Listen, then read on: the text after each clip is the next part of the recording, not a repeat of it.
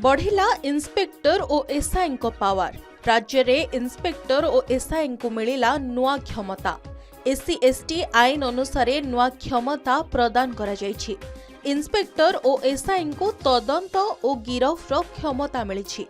SC ST अत्याचार प्रतिरोधक आईन अनुसार मिली एही नुआ क्षमता।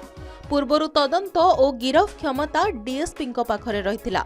एने गृह विभाग पक्षरु विधिबद्ध भावे विज्ञप्ति प्रकाश पाइछि।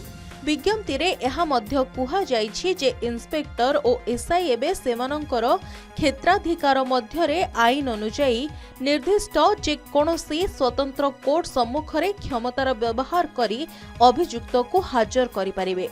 अनुसूचित जाति एवं जनजाति आईन 1989 परिवर्तन को सुदृढ़ करबा पई ओडिशा सरकार को गृह मंत्रालय एक विज्ञप्ति जारी करिछि।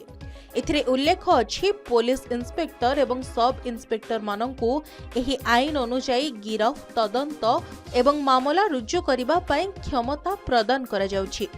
एणिकी सेमाने आईन अनुसार निज क्षमतार व्यवहार सहित कार्यानुष्ठान मध्य ग्रहण करिपारिबे। अनुसूचित जाति और जनजाति वर्गों को त्वरित न्याय देबाको प्रचेष्टा करिसेंती राज्य सरकार। राज्य रे इन्स्पेक्टर एवं सब इन्स्पेक्टर को क्षमता को बढ़ाइछंती राज्य सरकार। एने राज्य गृह विभाग पक्षरु प्रकाश पाइछि एक नुआ विज्ञप्ति।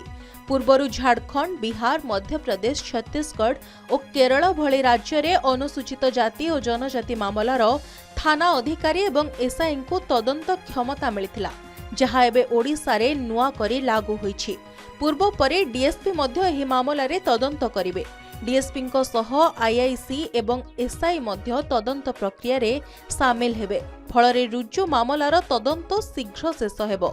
अनुसूचित जाति और जनजाति व्यक्ति विरुद्ध रे अत्याचार संपर्कित मामला रे व्यवस्था को सुदृढ़ करबा एवं आईनगत कार्यानुष्ठान को त्वरान्वित करबा सरकार को एही पदक्षेपर लक्ष्य रहिछि।